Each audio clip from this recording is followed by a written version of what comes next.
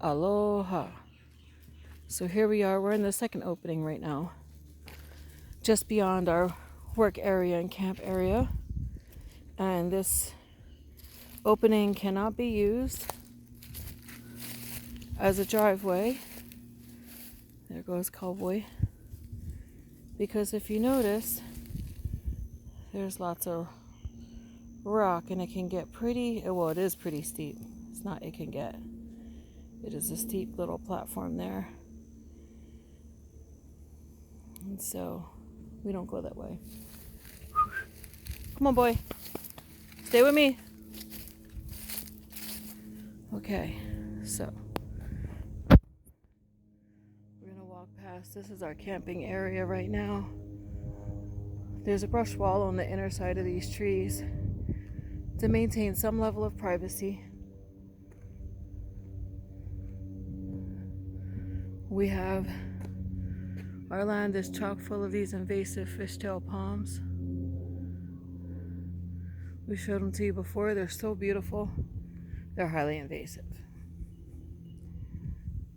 And so walking through, you can kind of tell if you pay attention to the bottom area, which you can see right behind this stick. Okay, there's more rocks.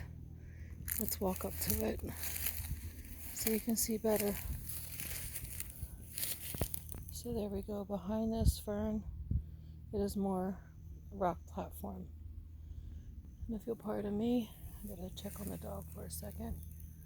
Yes, that's all rock platform right behind those lily-koi vines.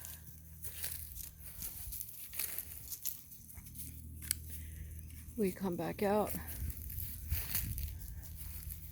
There's an opening in the front area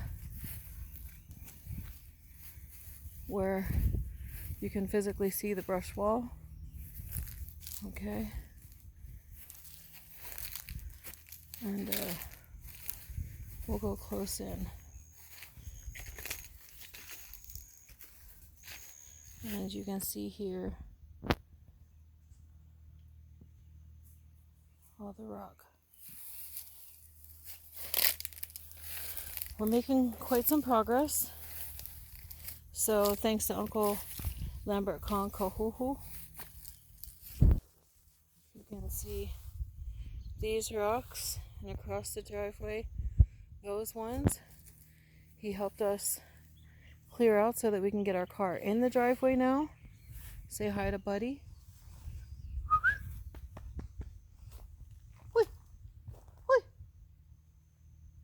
Pardon me, I gotta call the dog. Cowboy. Kuhale.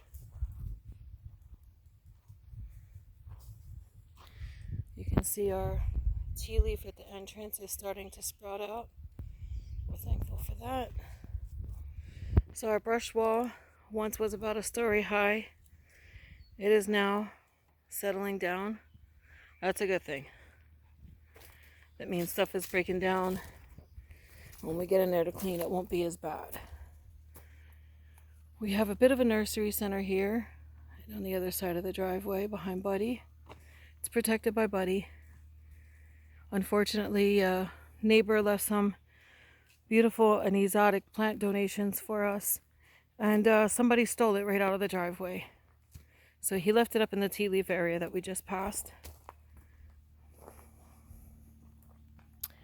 We have quite some variety here, some for the garden, some natives.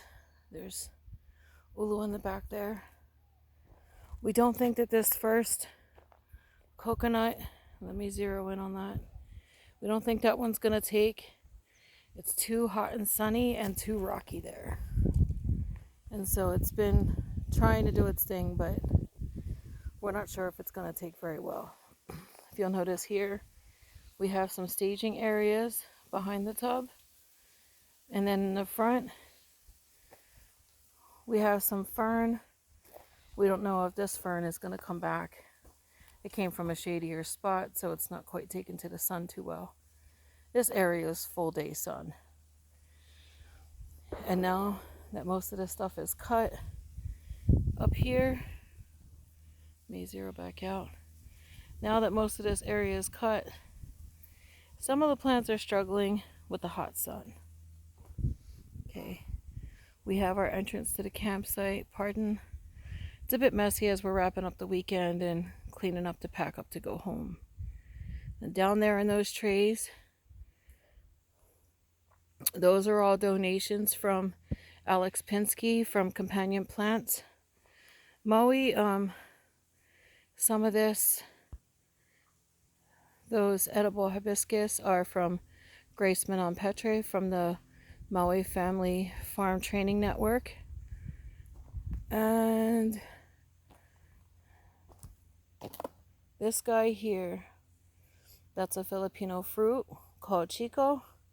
Kind of tastes like a cinnamon apple. And that was a donation from the hunters that came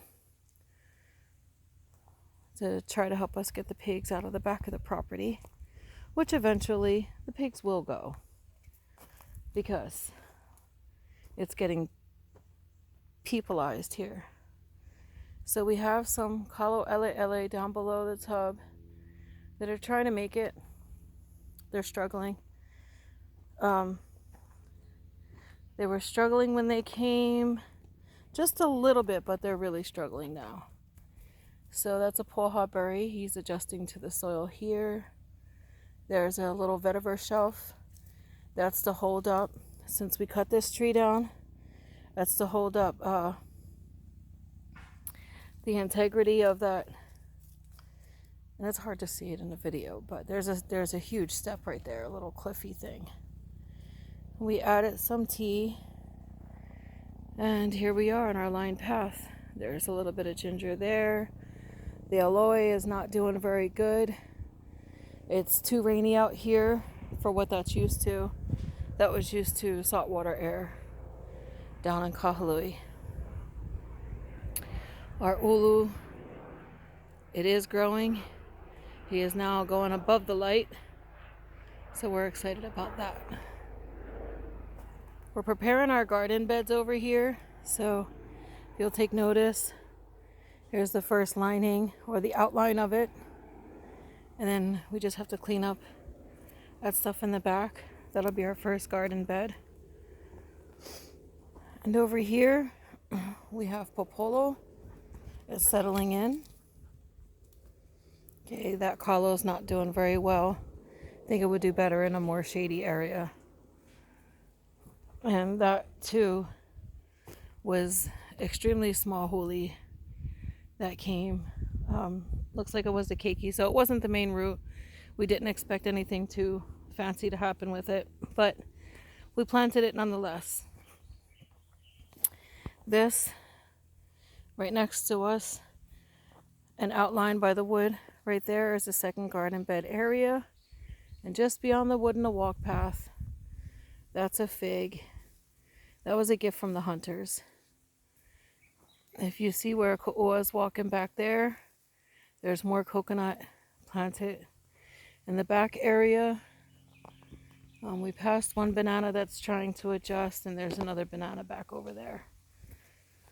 Coming back to this side, on my right, we have the baby noni. He's doing much healthier now.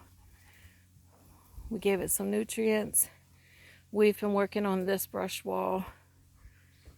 This brush wall right now is about 8 feet tall. It was 10, but we've been working it down little by little. That brush wall ahead of us has also been worked down. And now that we're standing in, that right there is the second lane that we made going across. And if you can see the tarp back there, I can't really see the camera screen, so I don't know if you can see it. But that's our wood chipper. So that's the area that we've been working in. Working these piles down. That was a lot taller. And all of this, in the first few videos, if you watched them, you could hear me huffing, puffing, and coughing, trying to get through the density of the jungle. There's another coconut. And Our banana's in the back somewhere behind this pile. So we have 2 different variety of bananas so far. This area back here used to take us 20 minutes to walk up this little path that I just walked with you in about 5 minutes. It used to take us 20 minutes because it was so thick and you had to creep in between the trees. If you remember from, I believe it was day 11 video, I was standing right in this spot where you see all these tree stumps, explaining to you how every direction I turned there was another African tulip. It's all gone now. It was a very thick and small area. So back here, the cane grass used to start right behind this tree. So we call this tree Sister because she's just down the path from Buddy. And if you'll turn with me or tolerate my turning the camera, I'm gonna look back at the driveway that we didn't used to be able to see before, but we can see clearly now. And so there's the path that we just walked. There it goes. There's 2 steps. There's lots of land depressions and lava tubes on this land. It's so good to know we're not quite at risk. Hāloa hasn't done anything for probably 800 years. Something like that. Okay, in this area, right where the dog is walking, right where we're standing, all the way up to where I'm standing, was all cane grass. We've been taking this out by hand. I know some people said to get a weed tarp and roll some logs over it for a couple of months until it dies. We've just been actively working it. We don't have the money to buy all this technology. I know it would save us a lot of grief, but it costs a lot just to be able to get back and forth. So, yeah. Some of this cane grass is pretty tall, but the second cane field is even taller than this. So we're not going to complain about this. Cane grass is very itchy for those of you who are not familiar with it. It is what they use to make fiberglass out of. If you've ever worked with fiberglass, you know how that feels once it gets into your skin. This path before us is a pathway that I've never taken you on any of my videos. It was far too dense, and if you can tell, we're still in the process of cutting the cane grass out of this path. The dog is excavating the pig burrows. So he's been hunting mongoose, tree rats, and now pigs. It's a good thing. We laid down some of our trees over the cane grass to give us a little leverage when trying to work with it. Gives us a place to stand. This path back here, Uncle Lambert really opened up for us, and he's working his way to the back. We're going to continue to put the trees that you saw up front. There's cacao, there's jackfruit, there's ulu, there's more coconuts.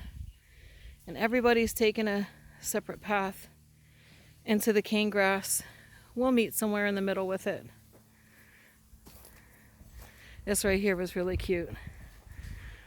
So no, that's not a little grass hut that Hawaiians typically live in. It's just an area that a bent over tree holds the cane grass over it. So it's an interesting little nook and cranny. A nice shady chill spot if you're out here working in the sun. If you come back here, this is the area that Uncle Lambert's working in now. Going further back, and if you look and you can see the cane grass over the hedge there, that's the next property. Okay. So we still have to be pretty careful walking through here. If I look down, you can see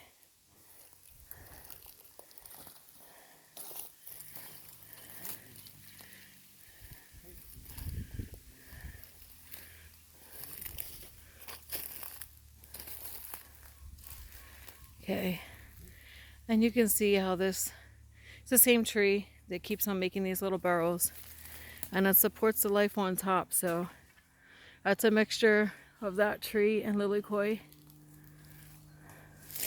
We're in the process of identifying that particular tree, and still a construction site back here.